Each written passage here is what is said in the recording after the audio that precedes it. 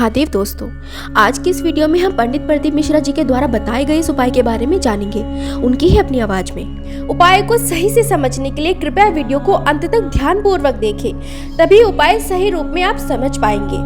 आइए पंडित प्रदीप मिश्रा जी के इस उपाय को जानते हैं। हो जाता है, अदालत में बात पहुंच जाती है, परिवार वालों पर दहेज का केस चालू हो जाता है, कहीं ना कहीं किसी ना किसी रूप में कार्रवाई चालू हो जाती है। पति पत्नी में वापिस प्रेम को बढ़ाया जाए, उस प्रेम को बढ़ाने के लिए शंकर भगवान का समझ लीजिए शिवलिंग, कनेर के पुष्प की माला, गाय के पुष्प की, कनेर का वो पीला जो फूल होता है, आप टीवी पर दर्शन कर रहे होंगे, कनेर के पुष्प की माला जो ऊपर जलाधारी लगी है, जिस जलाधारी में से बूंद बूंद पानी गिरता है, ये शंकर भगवान की 5 बेटियों का स्थान है। कौन कौन सी बेटी नाम ले? जया, विषहरा, शामलीवारी, दौतली और 5वें नंबर की देव। ये शिव जी की 5 लड़की है जो पानी बूंद बूंद नीचे गिरा रही है। शंकर भगवान की बेटियों के स्थान से शंकर भगवान की जो ये जलाधारी है, एक बात बहुत अच्छे से समझ लीजिए, जिसके घर में क्लेश होता हो, अशांति रहती हो, क्लेश रहता हो, या छोटी छोटी बात पर विवाद चालू हो जाता हो, या पति पत्नी में, परिवार में, सास बहू आदि कादिक में कहीं ना कहीं कुछ अगर विवाद रहता हो, तो शास्त्र कहता है ऐसा बेलपत्री की डंडी रहती है ना, बहुत ध्यान दीजिएगा महाराज। श्राद्ध पक्ष की कथा चल रही है, शिव महापुराण आज विराम की ओर है, ध्यान दीजिएगा। जैसे ये बेलपत्री की जो डंडी होती है, डंडी का जो भाग होता है बेलपत्री की, ऐसा बेलपत्री की 7 भाग ले लो, मतलब बेलपत्री 7 ले लीजिए। 7 बेलपत्र लेकर कच्चा जो सूत होता है ना, कच्चा सूत जो जानते हो पेड़ पौधे में माताएं लपेटती हैं, धागा जो होता है ना सफेद कलर का कच्चा धागा, जो बड़ में, पीपल में और आंवला आदि में लपेटा जाता है, कच्चा सूत, उसको शंकर भगवान और माता पार्वती का स्मरण कर कर नंदी के, जो नंदी होता है, नंदी के राइट भाग, नंदी का एक पांव ऊंचा होता है, आपने देखा होगा आगे का पांव ऊंचा होता है, बैठते समय नंदी का एक पांव ऊंचा, एक पांव नीचे की हो जाता है। तो नंदी का जहां पांव ऊंचा है, उस ऊंचे पांव के पास में बैठना है। कच्चे सूत पर उस बेलपत्री के जो 7 गुच्छ हैं, 7 जो बेलपत्री के भाग हैं, 7 बेलपत्री हैं, उसको अपना नाम गोत्र स्मरण कर कर उस कच्चे सूत को लपेटना है महाराज। लाल कलर का चंदन उस बेलपत्री के पत्ते में जो अग्रभाग होता है, सबसे आगे का भाग, 7 में लाल चंदन लगाना है महाराज। उस चंदन को लगाकर आप प्रदोष के दिन, प्रदोष काल में शंकर भगवान को समर्पित अगर करते हैं, तो जिस घर का गोत्र बोला है उस घर में कभी क्लेश नहीं हो सकता, उस शांति का अनुभव, उसमें क्लेश नहीं हो सकता।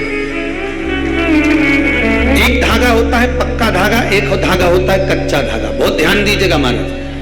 पक्के धागे से नहीं लपेटना सफेद, कच्चा जो धागा पीपल में, बड़ में या आंवला आदि में जो हम लोग लपेटते हैं पूजन करते समय, वो कच्चा था। और एक बात और आपको कहने, ध्यान दीजिएगा, अगर मान लो किसी पति पत्नी का तलाक तक की नौबत हो गई और तलाक नहीं कराना है, आपस में वापिस प्रेम बढ़ जाए, छोरी वापिस घर में रहे, बेटा उसको रखे, बहू रहे, आपस में प्रेम बढ़े, वो भले मायके चली गई हो, वो भले लड़का छोड़कर चले गया हो, अकेली रह रही हो और चाहती है कि मैं पति के साथ रहना है, तलाक नहीं होना चाहिए। हम दोनों में प्रेम रहे, वो संभाले मेरे को भी और मैं भी आदर करूं, वो भी आदर करे। तो मेरा निवेदन है, कच्चा जो सूत होता है, कच्चा जो धागा होता है, नंदी के ठीक पीछे बैठकर कोई साथ में आपका परिवार का कोई व्यक्ति चले जाए, जिसको अपने परिवार में वापिस रहना है, उस स्त्री हो या पुरुष हो, दोनों में से कोई भी नंदी के पीछे बैठकर सोमवार की जिस दिन अष्टमी पड़े उस दिन नंदी के पीछे बैठकर हाथ को ऐसा बंद करना है, हाथ में एक बेलपत्री रखना है, सीधी सीधी बंद कर 7 बार उस हाथ पर कच्चा सूत लपेट देना है, उस सूत को वापस निकाल लेना है। बेलपत्री के साथ में वो बेलपत्री को तो अपने पास में रखना। सबसे पहले माता पार्वती का जो हस्त कमल ऐसा होता है शिव मंदिर में, उस हस्त कमल में वो सूत जो आपके हाथ से निकला है वो उसमें डाल देना है, माँ जगत जननी से प्रार्थना कर कर। और जो बेलपत्री आपने संबंध को जोड़ने के लिए अपने हाथ में ली है, वो शंकर भगवान के कटी भाग में, फिर निवेदन करूंगा, कटी भाग को समझ लीजिए। ये शिवलिंग रखा है, जहां पर शंकर भगवान का शिवलिंग, माता पार्वती जी के हस्त कमल पर जो शिवलिंग रखा है, ये भाग कटी भाग कहलाता है। इस जगह पर जहां शंकर और पार्वती का मिलन हुआ है, उस जगह पर उस बेलपत्री को रख देना। महाराज ज्यादा से ज्यादा 3-4 महीने लगते हैं, दोनों में वापिस प्रेम बढ़ जाता है, दोनों एक हो जाते हैं। तलाक तक बात चल भी रही हो तो वो तलाक समाप्त हो जाता है। प्रेम, करुणा, आसक्ति, स्नेह बढ़ जाता है। संबंध टूटने की कतार पर एक बार माता पार्वती को समर्पित तो करो अपना संबंध कि मां अब तुझे नहीं भाना। माना मैंने अपशब्द कह दिया होगा, माना मेरी गलती होगी, थोड़ी गलती उनकी भी होगी, पर दोनों की गलती है मां, अब इस संबंध को तुझे निभाना। जब कच्चा सूत माता के हाथ में रखो तब माता को विनती करना, इस संबंध की डोरी अब तेरे को दे दी। दीन बंधु दीनानाथ मेरी डोरी तेरे हाथ। अब ये डोरी मैंने तुमको दे दी, अब ये संबंध आपको निभाना है, अब ये संबंध मेरा। पतंग उड़े आकाश माने, डोर थारा हाथ मां, ओ भोले मेरी पतंग ऊंची राखना। शंभो मेरी पतंग ऊंची राख दो।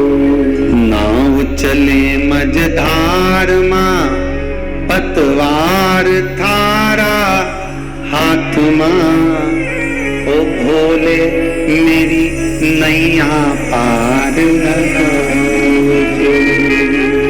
शंभो मारी नैया पार लगाओ। रथ उब्या मैदान माने, डोर थारा हाथ मां। रथुब्या मैदान माने, डोर थारा हाथ मां। ओ भोले हमने रण संग्राम जितावजो। शंभो हमने रण संग्राम जितावजो। ओ भोले थारा चरण कमल मारा। हे भगवान, अब ये पतंग इधर उधर ना जाए, इसको साध ले, मेरी डोरी तू पकड़ ले, मेरी ये डोर तुम पकड़ कर। भगवान से प्रार्थना करो, निवेदन करो, संबंध टूट रहा है, इसको संभाल लो। घर में क्लेश मच रहा है, इसको संभाल लो, परिवार टूटे ना। प्रदीप मिश्रा जी के ये उपाय आपको पसंद आए हो तो ज्यादा से ज्यादा लाइक और शेयर करें। अगर आप हमारे चैनल पर नए हैं तो हमारे चैनल को सब्सक्राइब जरूर करें। साथियों, मैं आशा करती हूँ कि इस वीडियो के माध्यम से आपको बहुत कुछ जानने को मिला होगा। साथियों, अगर इस वीडियो से आपको कुछ ज्ञान अर्जित हुआ है तो वीडियो को लाइक जरूर करें और अपने परिवारजनों में शेयर करें और हमारे चैनल को सब्सक्राइब करना ना भूलें।